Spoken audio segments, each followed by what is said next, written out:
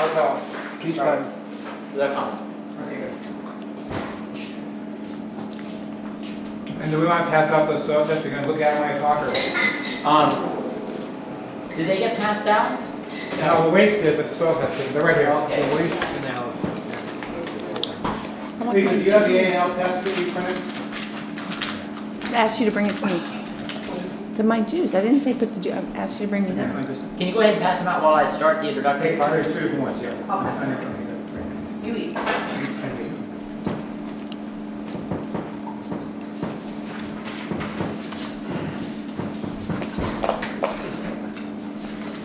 Okay, well, earlier on I was talking about feed the soil and the soil will feed the crop. And the whole thing about soil nutrient management and soil fertility is we have to be practical and make sure there's a way to, if we get enough crop to make a living, so we feed the soil and the crop. And so that's the question, can just feed the soil alone, just like providing organic inputs and letting the soil life process the... Are you doing the sustainable soil management? Let's check in and see time-wise if people can stay, because I really want us to cover the soil tests. Okay, all right. Can people stay longer? Yep. What do you mean by that? Well, Not till 9. great. Okay. Otherwise, I'd say skip the sustainable soil management and do the soil test part. Okay, this will go. This will Because go. we know that I can teach that what you're doing there pretty darn well. Okay. Well, let's go. Well, this pretty much. The third slide already have a soil test. Okay. Pardon? The third slide here is already on soil tests. I still understand said. I said I am on soil tests now. Okay, great. All right, then fine. I'm sorry. Yeah, let's get 2 slides here. All right. So a soil test is basically the snapshot. It's a chemical snapshot of the soil. And the soil is always changing. So if you take the soil test today and take it next week, it won't be exactly the same. But you get pH, you get the major nutrients. You notice that nitrogen is not among the nutrients that's actually given on the soil test. That's because the level of available nitrogen in the soil fluctuates so much that the number isn't very meaningful. And conventional recommendations are based on research as to how much nitrogen that crop uses over the year. It just basically says it will add that much. It'll also give you the organic matter content. The cation exchange capacity is the negative charges on the clays and the organic matter that hold the positively charged nutrients, which is the potassium, calcium, magnesium, and those are the micronutrients. And typically it'll give recommendations for lime if you need to change your pH. And the 3 major nutrients, nitrogen, phosphate, and potash. And they always talk about phosphate and potash on the fertilizer. So when 111 is 1% P2O5, which is about 0.4% elemental phosphorus. The potash is 0.8%. Okay. So interpreting these tests that you have before you, very low on the A&L means that the interpretation is that this nutrient is critically deficient. You'll expect the crop not to be able to grow effectively on that. Low means it's likely to be yield limiting. Medium is possibly yield limiting. High is generally considered optimum, and very high is ample, and it could be excessive. If you're just a little bit into the very high zone, you're probably fine. Some nutrients, if they're very much into the very high zone, you have various adverse effects of that. On the NCDA, North Carolina Department of Agriculture, they use an index, and your target is 50 to 100. That's the optimum range. 25 to 50 is the medium, corresponds to the medium. The 10 to 25 is low, and less than 10 is very low. Above 100 is excessive.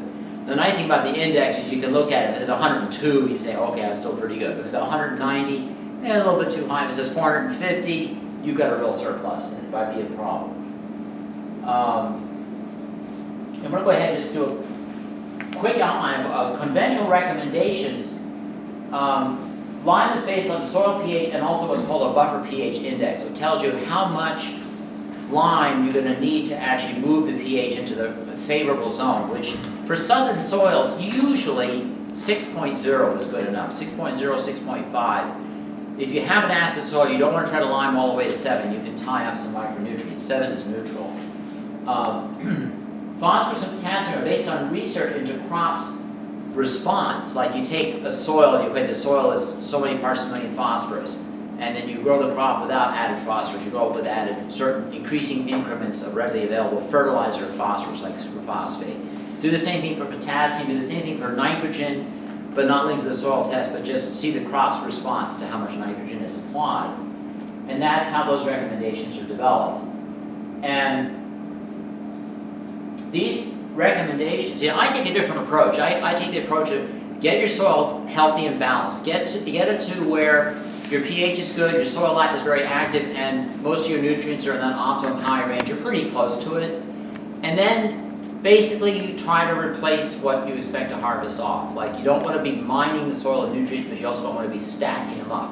So the conventional recommendations tend to prescribe more P and K than the crop is going to remove, that the harvest is going to remove, for a couple of reasons. One is, to grow the crop, you're going to use more than to harvest, because you harvest only part of the crop usually. And the other part is because a lot of the, especially in a soil that's conventionally managed, the soil life is not that complete, the soil web isn't that complete, or the soil, there's not that much biology in the soil, then you don't have the capacity to release nutrients from the organic matter, from the soil mineral matrix. So when you do these tests in the field, if your soil test is low and you've got a conventionally managed field that's very low in biological activity, your response may look like this. You may get a very substantial response until quite high level of that applied nutrient. Whereas if your soil test is high, you would need little or none to get to the economic optimum, where adding any more fertilizer doesn't give you enough yield gain to justify the cost. But if you test low, but your soil is biologically active, your response may be more like this, where you just need a little bit of a supplement. You just need that replacement amount, or even less. And that's because the biology of the soil is providing the nutrient to a fair extent. And what's the one that drops down? This is a typical research on experiment stations on which soil test recommendations are based. I guess I mean the one that is green. Oh, this one here. Oh, the drop here? The drop at that means that's indicating that when you put too much on, you can actually get a drop in yield. You'll get salt problems, or you'll tie up another micronutrient, another nutrient, or something like that. So is that true for all NPK, everything, or just NP and K? If you put too much of anything on, you can upset things. And sometimes there's quite a bit of leeway, and it depends on your soil type too. Okay, we don't need to go any further nutrient recommendations for, okay, a couple of things over. Okay, I just want to show there's several different ways in which a crop can be deficient in nutrients. And when the conditions are good, you've got plenty of nutrient, you've got plenty of soil biological activity, and you have no restricted layers in the soil. You have an extensive root system, and the crop is well nourished, and you will need little or no input, or maybe you want a replacement input, but you don't need a lot. The first cause of nutrient deficiency is simply that the nutrient isn't there. And it'll test low on the soil test, and it really isn't there. And you just have to add it. You have to provide it. It often happens is, the nitrogen and the potassium plants use a lot of, so you're going to have to provide that one way or another just about every year. The phosphorus is often deficient, but you don't need as much. And if you're using a moderate amount of compost, you're going to get plenty of phosphorus pretty quickly. Okay, the second scenario is you got the nutrient, but you don't have the soil life. This is where building your soil is so important, and so you then begin to respond more effectively to smaller amounts of fertilizer or nutrient input. And the third case is where you have a hard layer, and the root system is restricted. Another thing that can restrict the root system is a very acid subsoil with a lot of free aluminum. You have acid and low, you have pH 5 or less, and low organic matter. There's so much aluminum around that it's toxic to plant roots and they stop. And this is a field in which all three were going on. That farmer called up and said, we used to grow vegetables at this other place, and they did it so beautifully. This year they all came up and then they stopped growing. I said, well, that's really strange. So I went down there and looked. You got three things going on. The soil test showed a phosphorus level of 4 parts per million. There was obviously no soil life there, and they were already doing the right thing. They were applying compost tea to build up the soil life. And they eventually got something in response. These totally frozen plants finally began to grow a bit. But the third thing is I could not get a compaction test or a penetrometer in more than 3 inches. So the roots were not able to go down deeper than 3 inches. And 3 inches dries out really fast, so a couple of hot, dry days, they're finished. So, okay, so maybe we should go and look at the soil tests. We'll turn away from the PowerPoint for now. Okay, let's look at the one called GVLGH. That's new land. Well, actually, there's one, Rockamini Key. Huh? There's one that's like new land and it's got a, well, yeah, okay, look at that, that's average. Well, if you want to look at a basket case, we've got one here that's a basket case too. That's on page 3. It's subsoil. Subsoil. Where is this? I'll tell you where it is, but do you want to look at that? Do you want to look at just regular new land first? Well, which one? Here, I got a guide right now. I have it. All right, GVLGH, is that the one you may look at? Well, what's the basket case? That one looks pretty low. I mean, the pH is pretty low. Yeah, that's just new land. Okay. But actually, no.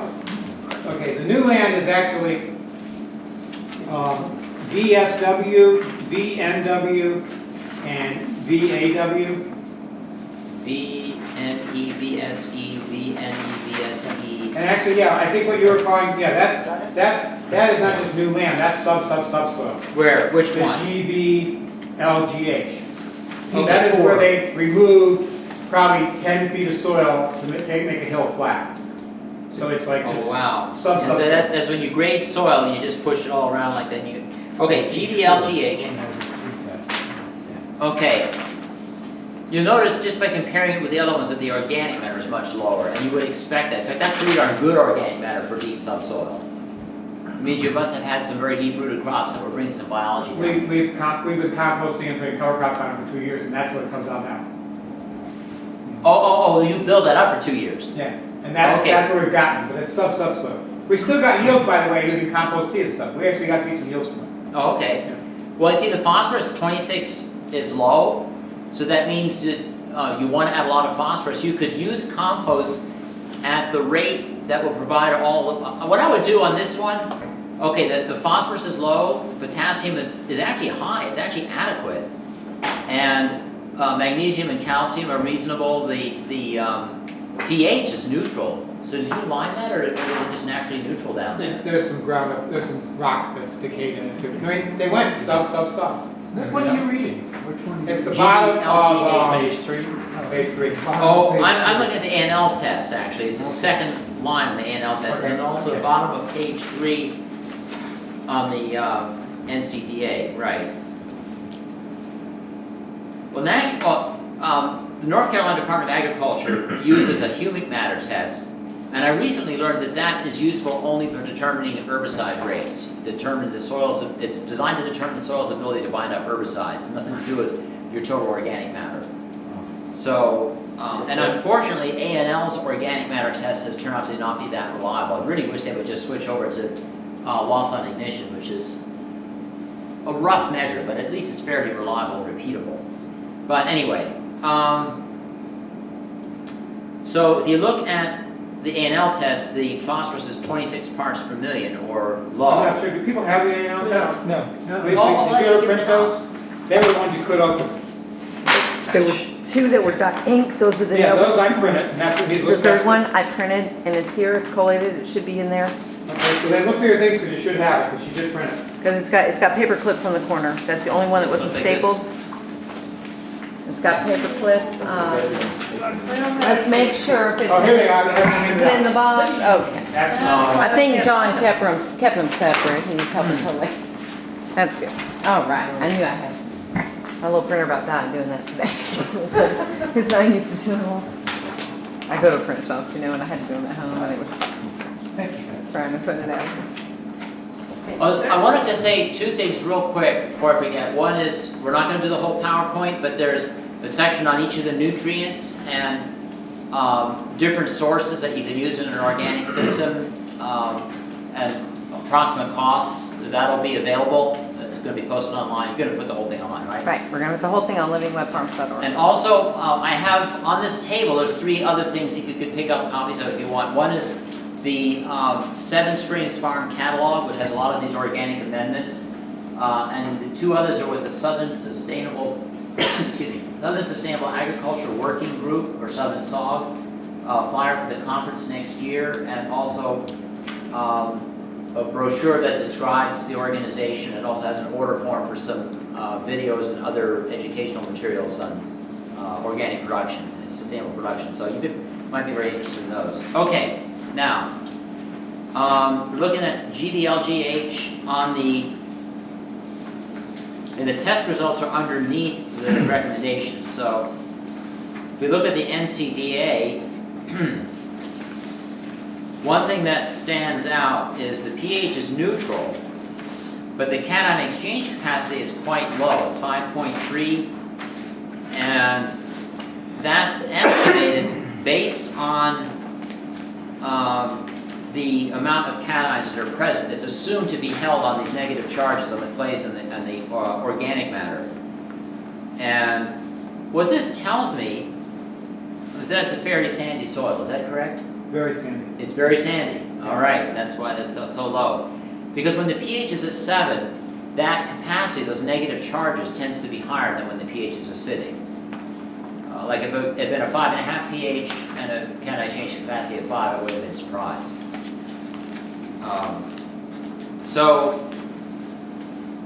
And the phosphorus index is 19, which is low, and that matches pretty well with what we have here. The phosphorus is 26 parts per million, which is in the low range.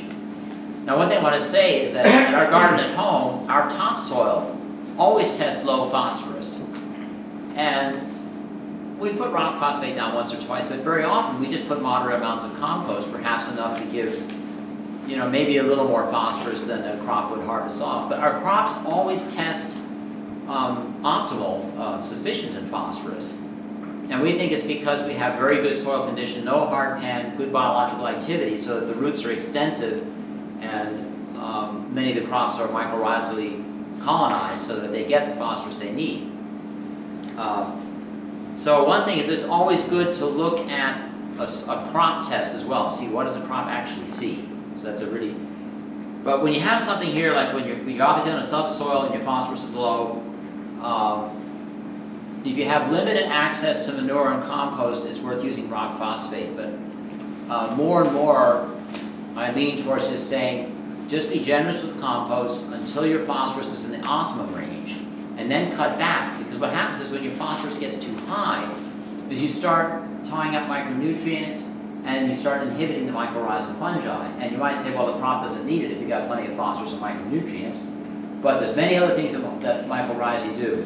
They stabilize organic matter, and therefore they fix carbon. I mean, they take carbon, sequester carbon. They ward off diseases, and they improve moisture uptake.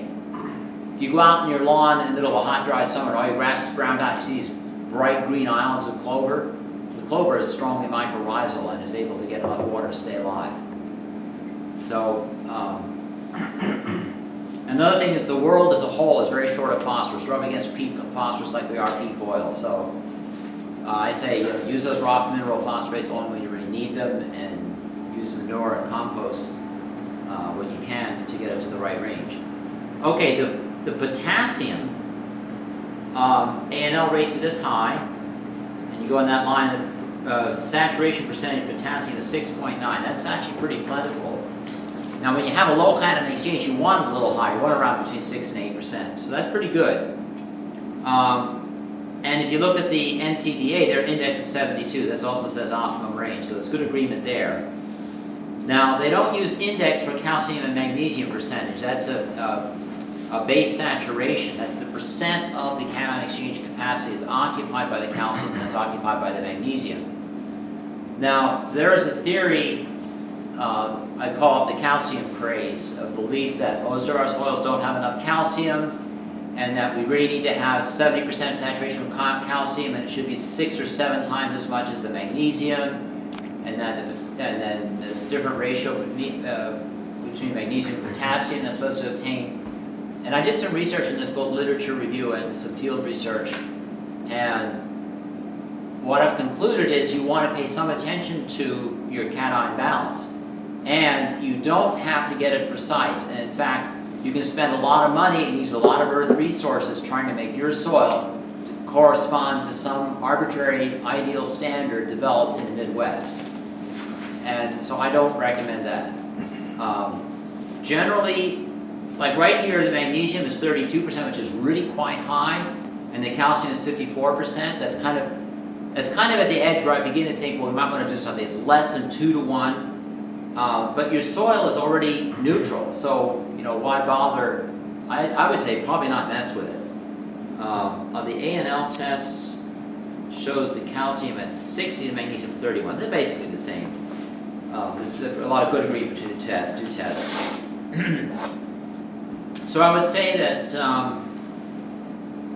if that soil were 5.5 pH, and the calcium was that, with the magnesium was that high relative to the calcium, I would say definitely use high calcium limestone to raise the pH.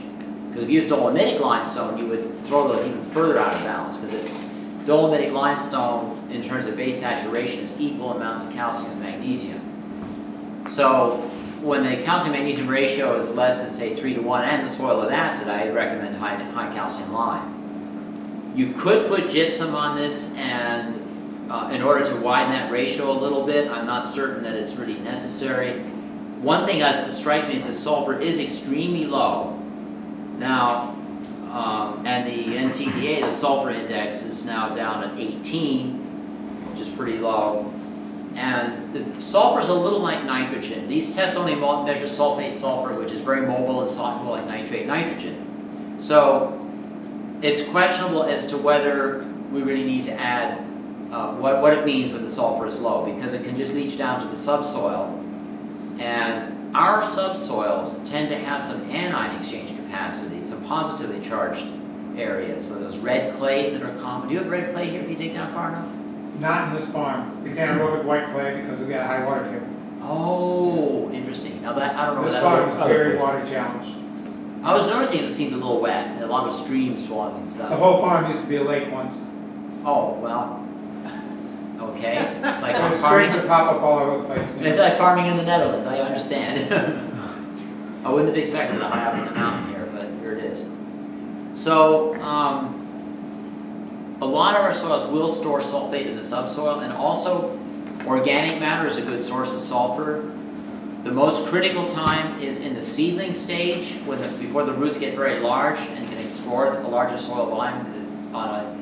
If your sulfur is single digits, especially when it's lower single digits like that, there's a real risk that the seedlings will be limited by sulfur. So with that being so low and the calcium being, the magnesium being so high, I could see going for a little bit of gypsum, like put a couple 300 pounds per acre of gypsum on. That'll provide sulfur and it'll nudge the calcium up a little bit, and push some of the magnesium down out into the subsoil.